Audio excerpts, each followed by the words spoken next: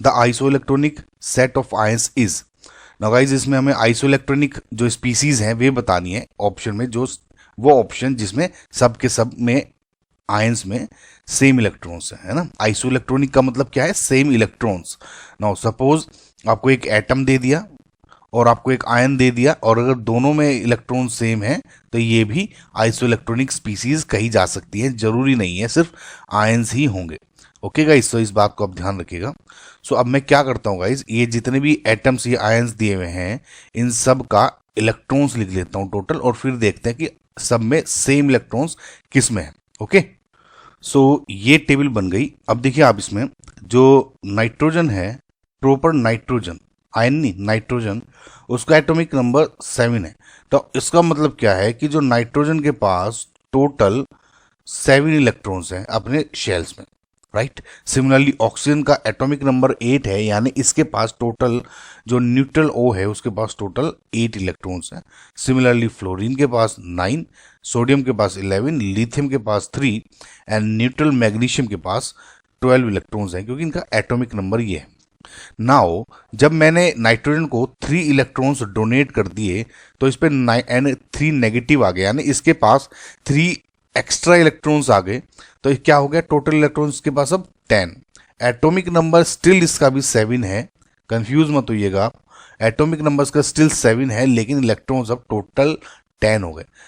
Similarly oxygen को जब आपने 2 इलेक्ट्रॉन दिए होंगे, राइट, तो यहाँ पे 10 हो गया। 9 को 1 इलेक्ट्रॉन दिया, 10 हो गया।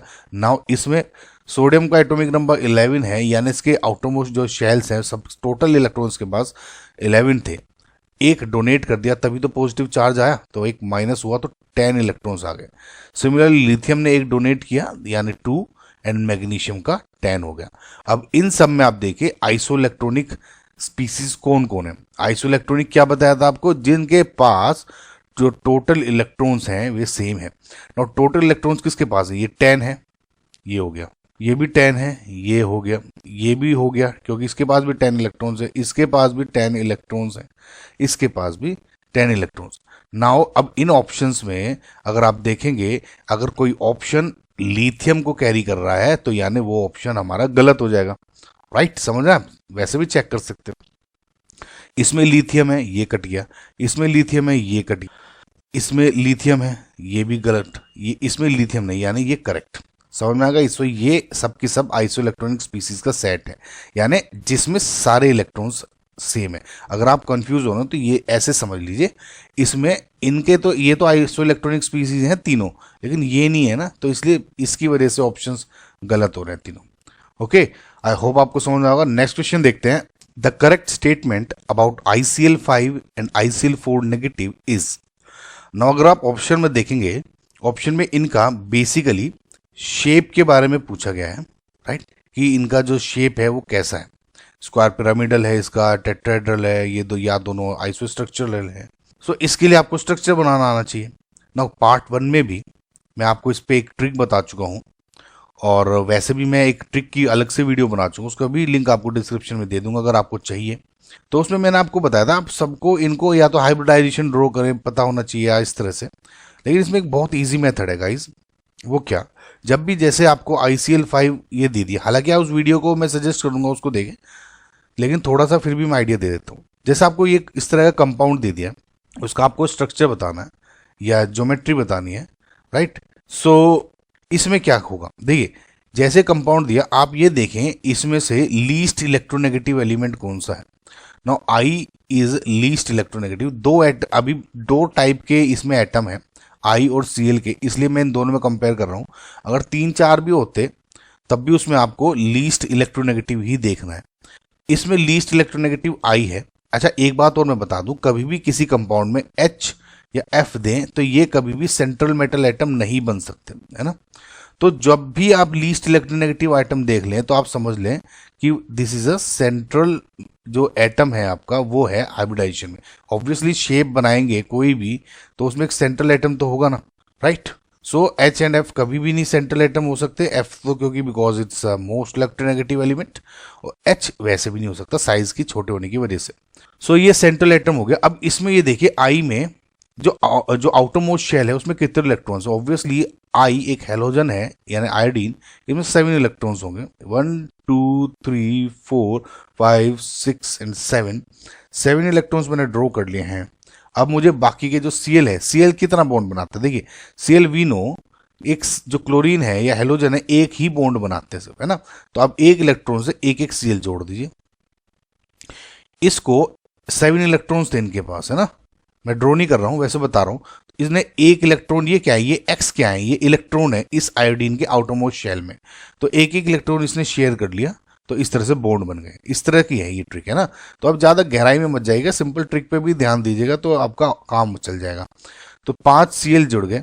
अब देखिए आप कि इसमें एक लोन पेयर है और 1 2 3 4 5 बॉन्ड है।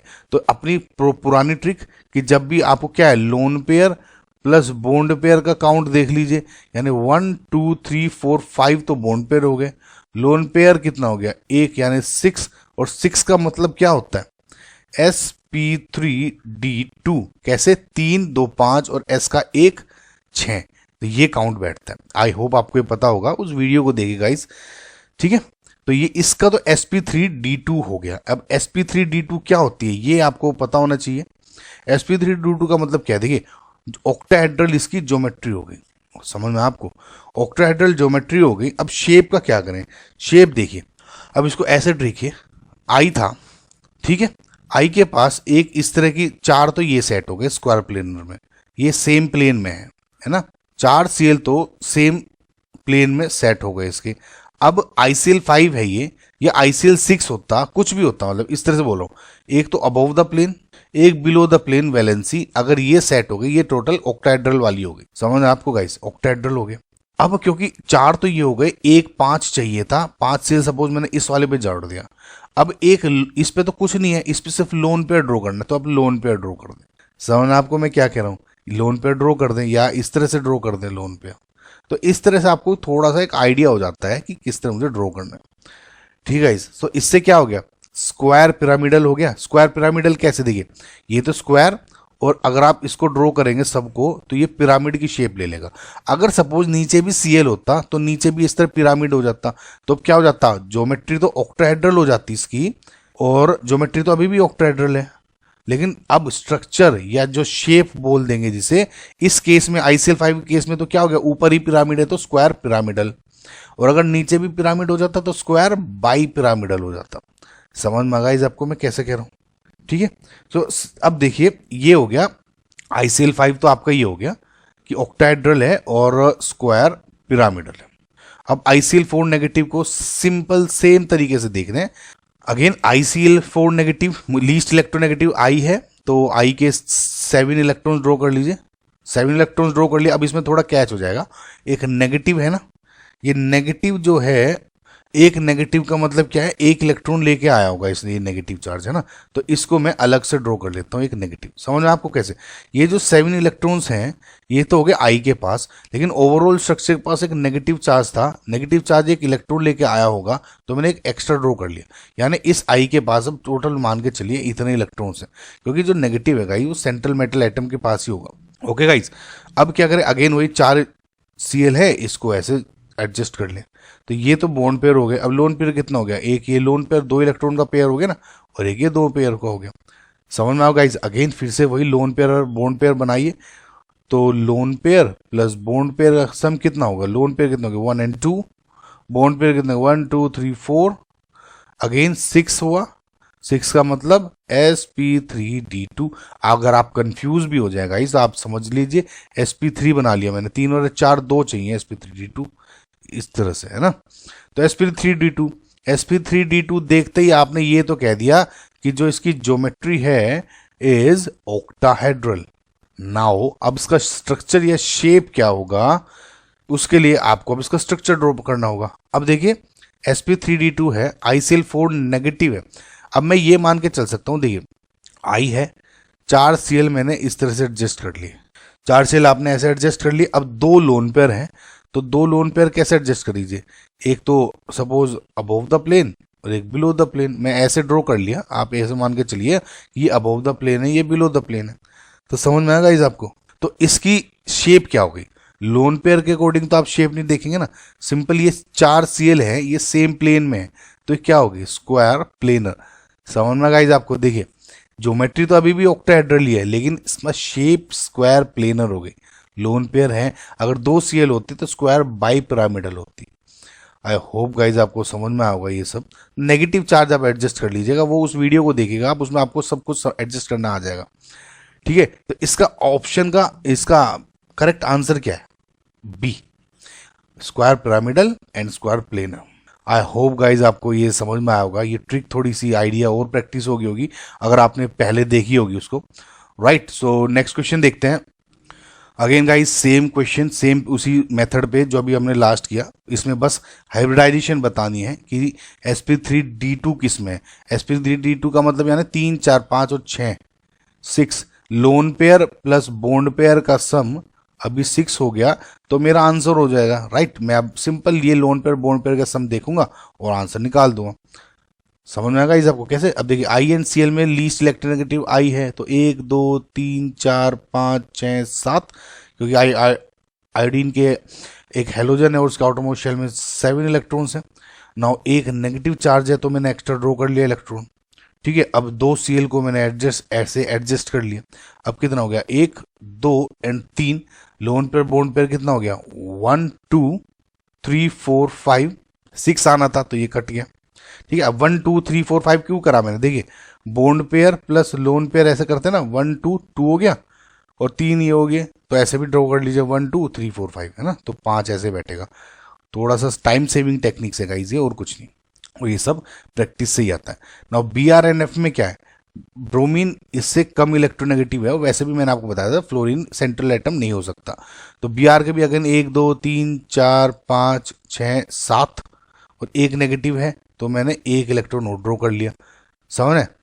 तो अब 2F हैं, 2F यहाँ जोड़ लिए, अगेन वही सेम गाइज, ये हो गया इस तरह से 1 2 3 4 5, इसमें भी 5 है सम, ये नहीं है 5 का मतलब क्या हो गया गाइज, sp3d हाइब्रिडाइजेशन है इनकी। ठीक है, तो ये भी नहीं है। ICl4 नेगेटिव, खैर अभी हम देख ही चुके हैं, ICl4 नेगेटिव का सम 6 ही है ना, अभी लास्ट ऑप्शन में देखा है, एक बार और देख लीजिए, 1 2 3 4 5 6 7, एक नेगेटिव है तो एक हो गया, 4 Cl 1 2 3 4, कितना हो गया ये 1 2 3 4 5 6 सम हो गया, तो ये करेक्ट आंसर हो गया। 6 ही सही ना sp3d2 के लिए। IF6 नेगेटिव भी देख लीजिए एक बार और से, तो I और F में क्या है, I 1 2 3 4 5 6, ठीक है 7 और एक नेगेटिव हो गया 8, और 6 आपको F जोड़ने हैं, 1 2 3 4 5 6, सबके ऊपर आपने F जोड़ दिए। अब एक लोन पे यानी 1 2 3 4 5 6 7 हो गया इसका, यानी sp3d3 हो जाएगा इस केस में, तो ये भी ऑप्शन आपका गलत है। आई होप गाइज आपको समझ में आया होगा। Correct answer is C. Next question देखते हैं। The size of the isoelectronic species Cl negative Ar and Ca2+ is affected by. देखिए गाइज इन्होंने ये कहा है कि जो क्लोरीन है, आर्गन है, Ca2+ है, सबके पास ये सब की सब आइसोइलेक्ट्रॉनिक स्पीसीज है। अगर आप गौर से देखेंगे जो क्लोरीन है उसका जो एटॉमिक नंबर है जो Cl का वो क्या है 17, एक इलेक्ट्रॉन ले लिया तो ये 18 इलेक्ट्रॉन हो जाएंगे टोटल, यानी एक जो ये था इसके पास अब एक इलेक्ट्रॉन बढ़ के ये आ गया, ये हो जाएगा इलेक्ट्रॉनिक कन्फिग्रेशन। सिमिलरली आर्गन है उसका एटॉमिक नंबर 18 हो गया और ये इलेक्ट्रॉनिक कन्फिग्रेशन है। अब देखिएगा इन सबका जो इलेक्ट्रॉनिक कन्फिग्रेशन है वो सेम है। ठीक है, जो आइसोइलेक्ट्रॉनिक स्पीसीज है, कैल्शियम है इसका ये था, अब 2 इलेक्ट्रॉन ये वाले निकाल दिए, Ca2+ हो गए, ये आ गया अगेन सेम, तो नंबर ऑफ जो इलेक्ट्रॉन्स हैं सबके पास अब 18 है। ठीक है, अब ये कह रहे हैं कि ठीक है 18 तो इलेक्ट्रॉन्स हो गए, लेकिन इनका साइज का क्या फर्क पड़ता है। देखिए गाइज एक बात आप ये याद रखिए, अभी मैं समझाऊंगा भी, जैसे जैसे जो न्यूक्लियर चार्ज है बढ़ता है, या कहूँ तो इफेक्टिव न्यूक्लियर चार्ज अगर बढ़ रहा है, न्यूक्लियर चार्ज ही मान के चलिए अभी फिलहाल, अगर ये इंक्रीज हो रहा है तो आपकी जो आयनिक रेडियाई है या एटॉमिक रेडियाई है वो डिक्रीज होगी। ठीक है, अब देखिए इन सब के पास जो इलेक्ट्रॉन्स हैं वो सेम है, यानी सपोज ये एक न्यूक्लियस है और बाहर इलेक्ट्रॉन्स है। ठीक है, अगर अब देखिए जब मैंने इलेक्ट्रॉन्स लिए Cl नेगेटिव ने, तो 17 से अब 18 इलेक्ट्रॉन्स हो गए बाहर, इसके Cl के केस में कह रहा हूं, लेकिन अभी भी न्यूक्लियस पे 17 का ही न्यूक्लियस चार्ज है। समझ आप, 17 का ही न्यूक्लियर जो चार्ज है वो 17 के अकॉर्डिंग ही है, 17 प्रोटॉन ही होंगे। लेकिन जब जैसे जैसे आप इसमें देखिए, इसमें 17 है, ये 18 देखिए क्लोरीन है ना, क्लोरीन का 17 है एटम जो न्यूक्लियस पे चार्ज है जो पुल कर रहा होगा इलेक्ट्रॉन्स को, पहले 17 को कर रहा था, लेकिन जैसे एक इलेक्ट्रॉन ले लिया अब 18 को कर रहा है, यानी इफेक्टिव जो है वो न्यूक्लियस चार्ज वो थोड़ा सा डिक्रीज हो गया, यानी जो इसकी रेडियस है वो थोड़ी बड़ी होगी। समझ रहे आप। सिमिलरली 18 का केस में तो सेम है, इस पे कोई इफेक्ट नहीं हुआ, जैसा पहला था वैसा ही है। लेकिन जब आप कैल्शियम के केस में देखते हैं, इसमें 20 का इफेक्टिव न्यूक्लियर चार्ज था, पहले 20 इलेक्ट्रॉन्स को खींच रहा था, ठीक है। अब इलेक्ट्रॉन मैंने और कम कर दिए, यानी 18 कर दिए ना, अभी इसका जो न्यूक्लियर चार्ज है और बढ़ गया होगा, और अच्छा बढ़ गया, और अच्छी तरह से खींचेगा।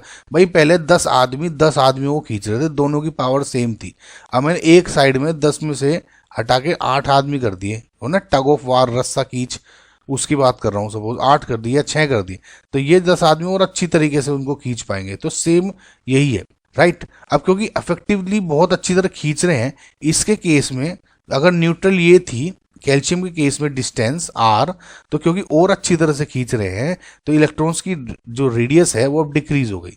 इसमें तो सेम है, इसमें थोड़ी बढ़ गई होगी। ओके गाइस, समझे। तो इसका मतलब क्या हुआ कि जो साइज है आइसोइलेक्ट्रॉनिक स्पीसीज का वो न्यूक्लियर चार्ज से अफेक्ट करती है। समझना गाइस। अब इलेक्ट्रॉन का जो है आउटरमोस्ट शेल में आपस में इन 18 इलेक्ट्रॉन का क्या इंटरेक्शन हो रहा है आपस में, इससे मुझे कोई फर्क नहीं पड़ रहा है, ठीक है। समझना आप। या जो प्रिंसिपल क्वांटम नंबर है, किस शेल में इलेक्ट्रॉन है, उससे मुझे कोई फर्क नहीं पड़ रहा है, मुझे सिर्फ इफेक्टिव न्यूक्लियर चार्ज से फर्क पड़ रहा है। आई होप गाइज आपको समझ में आया होगा। सो करेक्ट जो इसका answer is D, nuclear charge, right. So next question देखते हैं। In which of the following process the bond order has increased and paramagnetic character has change to diamagnetic.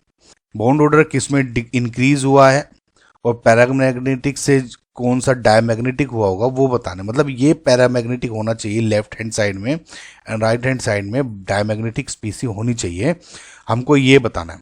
देखिए गाइज, अगर आप मेरे पार्ट 1 वीडियो देखेंगे तो एक जो नॉर्मल मॉलिक्यूलर ऑर्बिटल थ्योरी के अकॉर्डिंग हम जो कैलकुलेट करते हैं वो मैं इन सब के लगभग बता चुका हूं आपको कि किस तरह से आपको मेथड से आपको सोल्व करना है। समझना आपको ना इस मैथ, क्योंकि अगर आपको प्रॉपर मेथड से देखना है उस फर्स्ट पार्ट को आप आई होप देखिएगा, आई सजेस्ट आप देखिएगा तो फायदा होगा।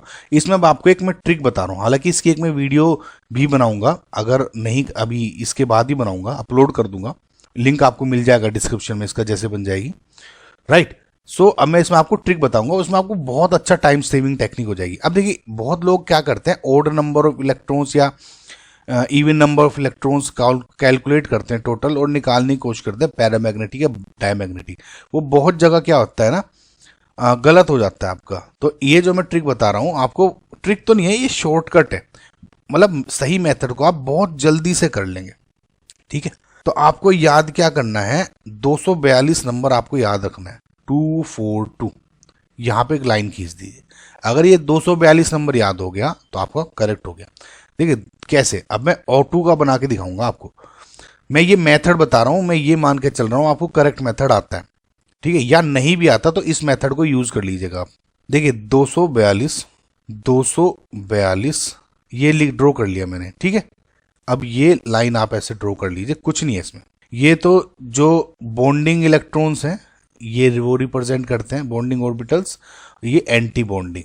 ओके, समझना आपको। अब क्या है, इन सबको ये 2 इलेक्ट्रॉन भरने हैं हमें इस तरह से, कुछ नहीं है। अब ये जब आपकी प्रैक्टिस हो जाएगी तो बहुत आसान हो जाएगा, आपको कुछ नहीं, आंख बंद करके करना है सब कुछ, कोई दिक्कत नहीं है। आपको क्या करना है, सिंपल आउटरमोस्ट जो इनके इलेक्ट्रॉन्स है वो कैलकुलेट कर लिए, ठीक है। अब देखिए ऑक्सीजन में जो एक ऑक्सीजन है उसका जो आउटरमोस्ट शेल में इलेक्ट्रॉन्स होते हैं वो है 6, 8 है ना इसका, तो 2 और 6 6 आउटरमोस्ट शेल में हो गया।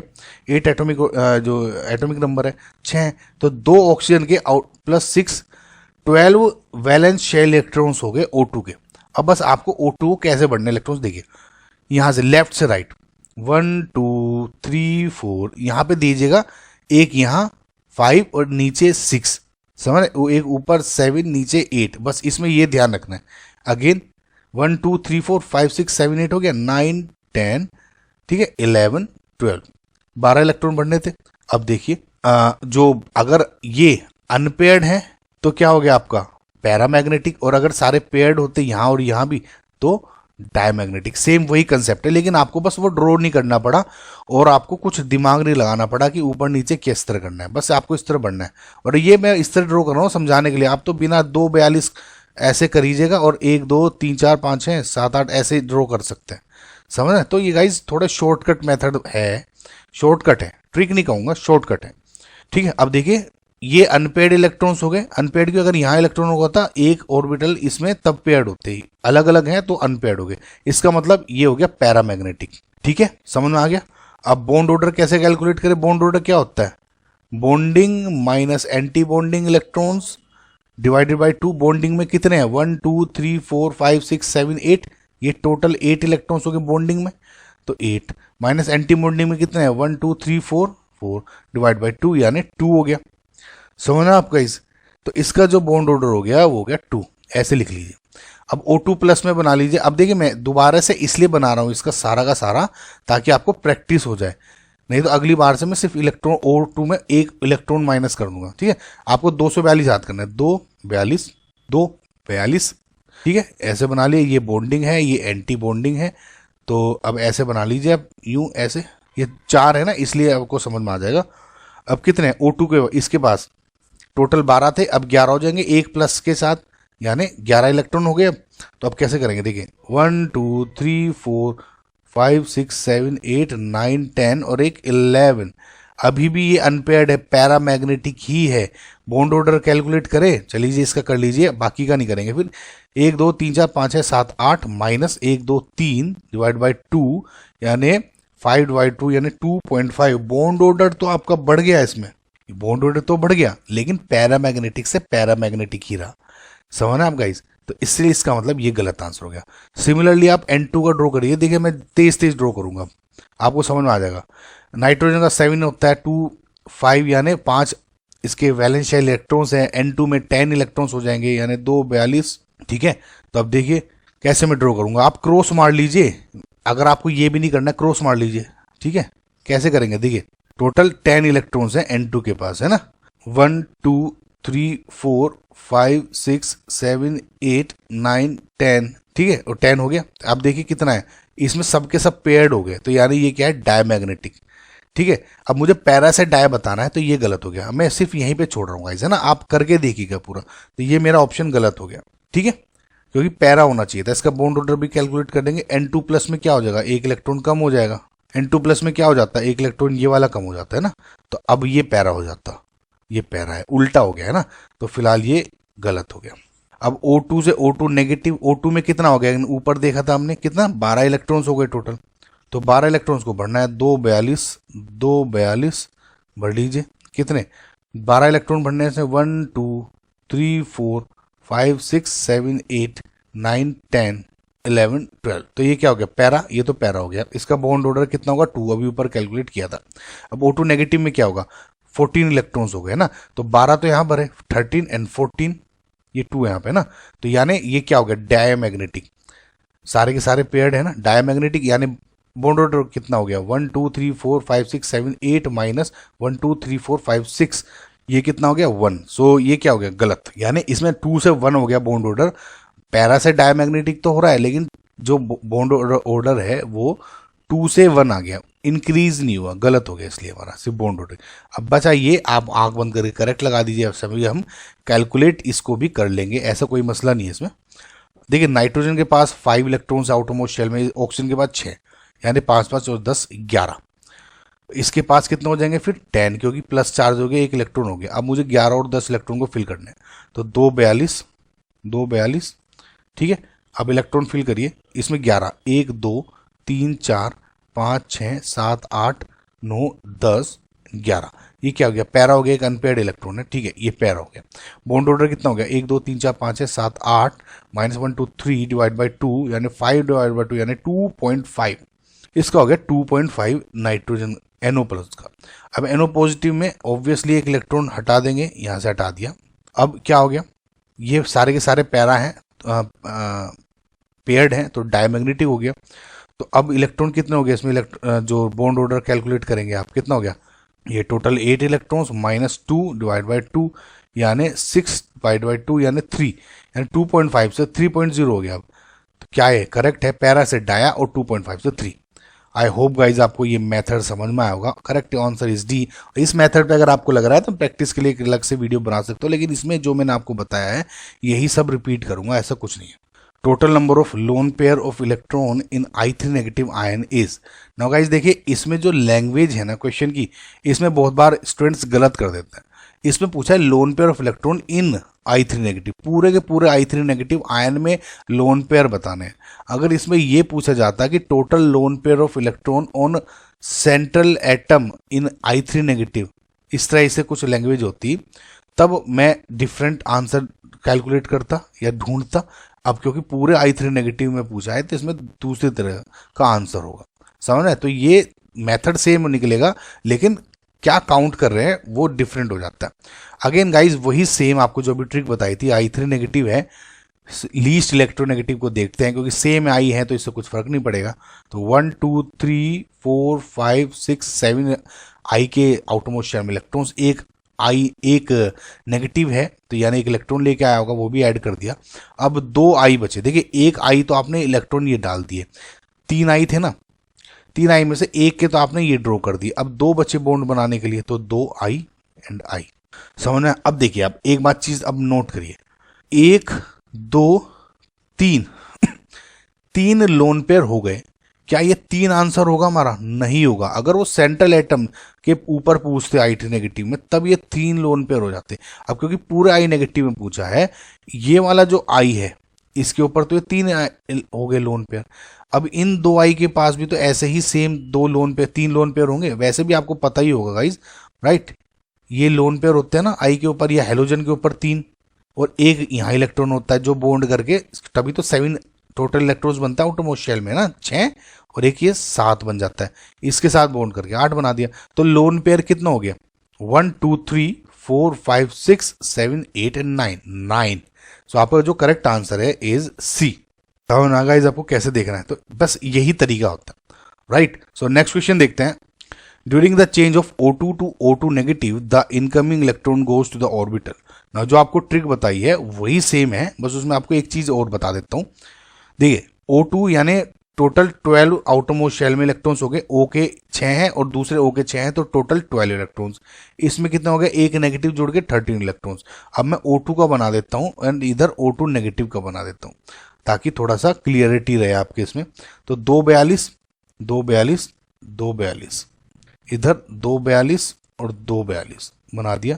ये बॉन्डिंग को शो कर रहा है, ये एंटी बॉन्डिंग ऑर्बिटल्स को शो कर रहा है ना। सिमिलरली ये बॉन्डिंग एंड ये एंटी बॉन्डिंग। तो आपको 12 इलेक्ट्रॉन फिल करने हैं, ठीक है? तो यानी 1 2 3 4 5 6 7 8 9 10 11 एंड 12। सिमिलरली अब 12 ये हो गया, यानी 1 2 3 4 5 6 7 8 9 10 11 12। अब एक 13 कहाँ भरा गया? ये वाला यहीं पे ही भरा गया, समझ में आपको? ठीक है। अब आप इसमें ये बात देखिएगा कि जो ये 2 इलेक्ट्रॉन्स भर रहे हैं वो तो है सिग्मा 2s2, ये तो s ऑर्बिटल है ना, सिग्मा 2s2 समथिंग कुछ। सिमिलर ये 2 है, ये भी सिग्मा है, जैसे सिग्मा 2pz इस टाइप से करके। इधर क्या हो जाए, और ये वाले 4 इलेक्ट्रॉन्स क्या हो जाएंगे? पाई। ऊपर वाला मान लीजिए अब सपोज पाई 2px है और सपोज नीचे वाला पाई 2py है, ऐसे मान लीजिए, है ना। 4 वाले पाई वाले हैं और 2 वाले सिग्मा है, ऐसे मान लीजिए। तो सिमिलरली ये कितना हो जाएगा? सिग्मा स्टार, ये सिग्मा स्टार 2 वाला, और ये कितना हो जाएगा? Pi star 2px pi star 2py। किसी किसी बुक्स में yz और यहाँ x दे देते हैं, उससे कंफ्यूज मत होइएगा, ठीक है? समझ आए?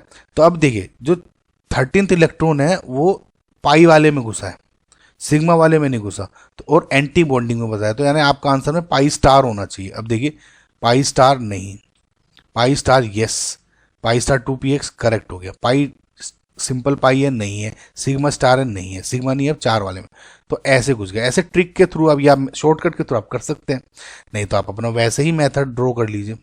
आई होप गाइज आपको समझ में आएगा, उससे तो आपको समझ में आ ही गया होगा ना गाइज, जो पहले भी आपको तो इतना क्वेश्चन समझाया था, राइट। सो नेक्स्ट क्वेश्चन देखते हैं। Which of the following compounds contain no covalent bonds. Now guys इसमें सिंपल आपको स्ट्रक्चर देखना है, और जिसमें कोवेलेंट बॉन्ड नहीं प्रेजेंट होगा तो आपको वो बताना है, राइट। अब देखिए KCl नेगेटिव है, बहुत ही कॉमन आयोनिक कंपाउंड है, वी नो KCl नेगेटिव इसी तरह होगा, कोई बॉन्ड बन ही नहीं सकता। दिस अ वेरी अच्छा एस ब्लॉक एलिमेंट है ना, तो आयनिक बॉन्ड बनाएगा ये और ऊपर की उसमें प्रेजेंट है, और सिंपल Cl नेगेटिव, तो K+Cl नेगेटिव आयनिक कंपाउंड है, सभी को पता है, राइट। तो इसमें ज़्यादा कुछ सोचने की जरूरत नहीं है। पीएच3 का स्ट्रक्चर कैसा होता है, देखिए लोन पेयर और एक H, इस तरह से अगर आपको ड्रॉ करना है वैसे ड्रॉ कर लीजिए। Phosphorus and hydrogen, phosphorus central atom बन सकता है ना। फॉस्फोरस के आउटरमोस्ट शेल में 5 इलेक्ट्रॉन्स है, 1 2 3 4 एंड 5, क्यों नाइट्रोजन के ग्रुप में है ना गाइज ये, तो 3 H जोड़ लीजिए, तो 1 2 3 4 यानी sp3 हाइब्रिडाइज्ड होगा, ठीक है। sp3 हाइब्रिडाइज्ड होगा तो 3 बॉन्ड बन गए, 4 बॉन्ड बन गए, 3 H हैं जोड़ दिए, और चौथे पे क्या आ जाएगा, लोन पेयर sp3। समझ रहे हैं आप गाइस, तो इस तरह से आपको आंसर समझ सकते हैं। तो अब फिलहाल ये आपका इसमें कोवेलेंट बॉन्ड्स आर प्रेजेंट, इस जिसमें नहीं है वो बताना है। फिलहाल KCl नेगेटिव तो है, ठीक है गाइस, तो ये गलत हो गया। O2 तो सबको पता है आपका स्ट्रक्चर ये होता है। ओके गाइस, तो ये कोवेलेंट बॉन्ड्स हैं इसमें B2H6 अगर आपने मेरी पी ब्लॉक की वीडियो देखी है तो उसमें पता लग गया होगा B2H6 इज डाइबोरेन, और इसका एक बहुत ही अच्छा स्ट्रक्चर है BB, बेसिकली ये BH3 का डाइमर होता है, और यहाँ पे H बहुत ही आसान है, अगर आपने वीडियो देखी होगी गाइज, बहुत कॉमन है। इसमें कोई ऐसा ये नहीं है कि ज़्यादा कुछ लॉजिक लग रहे हैं, इसमें ये याद क्यों रखना चाहिए, because of banana bonding, right. तो इसमें जो ये है ये बनाना बॉन्ड्स होते हैं, 3 सेंटर 2 इलेक्ट्रॉन बॉन्ड बोलते हैं इसमें। अब उस वीडियो को देखिएगा इस पी ब्लॉक की जो भी मेरी अपलोडेड है, ये प्रीवियस ईयर्स क्वेश्चन की, उसमें आपको सब समझ में आएगा। 3 सेंटर 2 इलेक्ट्रॉन बॉन्ड मैंने नीट की भी बना रखी है और जेई की भी, दोनों को देखिएगा, उससे काफ़ी प्रैक्टिस हो जाएगी, ठीक है। तो फिलहाल तो ये क्या है, कोवेलेंट बॉन्ड्स है, ये तो वो हो गया बनाना बॉन्ड है ना, और ये कोवेलेंट बॉन्ड्स है, इसका मतलब ये भी नहीं है, आयनिक बॉन्ड नहीं है ना कोई, वैसे भी आपको कोई कोवेलेंट बॉन्ड नहीं है वो बताना। सिमिलरली H2SO4 में अगर आप H2SO4 को देखेंगे, इसका स्ट्रक्चर कैसा होता है, देखिए S double bond O OH and OH, ये H2SO4 का कॉमन स्ट्रक्चर है। अगर आपको इसका स्ट्रक्चर नहीं बनाना आता, ऑक्सी एसिड ऑफ सल्फर की मैंने ट्रिक की वीडियो बनाई है, उसको जरूर देखिएगा, सर्च करिएगा मेरे नाम से। अगर आप देखेंगे तो इन सब में कोवेलेंट बॉन्ड प्रेजेंट है, तो यानी ये भी गलत। अब इकलौता KCl ही है जिसमें कोई कोवेलेंट बॉन्ड प्रेजेंट नहीं है, इसका मतलब option C is correct. Okay guys, I hope आपको समझ में आया होगा।